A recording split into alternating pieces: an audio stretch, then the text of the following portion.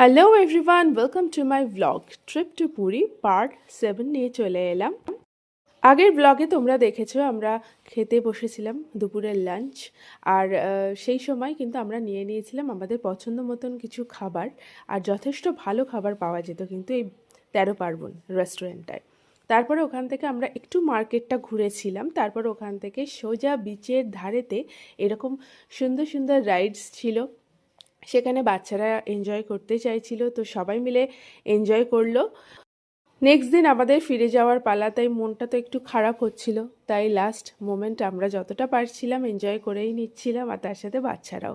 মাঝ রাতেও আমাদের কিন্তু আড্ডা থেমে থাকেনি, আর সেই সময় কিন্তু এই সুন্দর দৃশ্যটা আমি ক্যাপচার করেছিলাম। পরের দিন সকালবেলা শেষবারের মতন একবার সি বিচে যাওয়া, তার সাথে খাওয়া দাওয়া তো রয়েছে। তো প্রথমেই আগে আমরা ব্রেকফাস্ট করে নিলাম, তারপরে দুপুরের লাঞ্চের জন্য আমরা বেরিয়েছিলাম।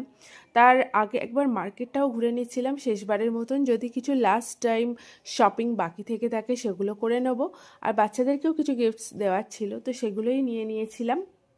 সি বিচে ফিরে আমরা একটু ডাব খাচ্ছিলাম। বিচে বসে ডাব খাওয়ার মজাই কিন্তু আলাদা, এটা আমরা প্রায় সবাই জানি। তো দুপুরের লাঞ্চে আমরা কোথায় গিয়েছিলাম সেটাই কিন্তু তোমাদের সাথে নেক্সট ব্লগে শেয়ার করছি। ফিরে আসছি খুব তাড়াতাড়ি, টাটা।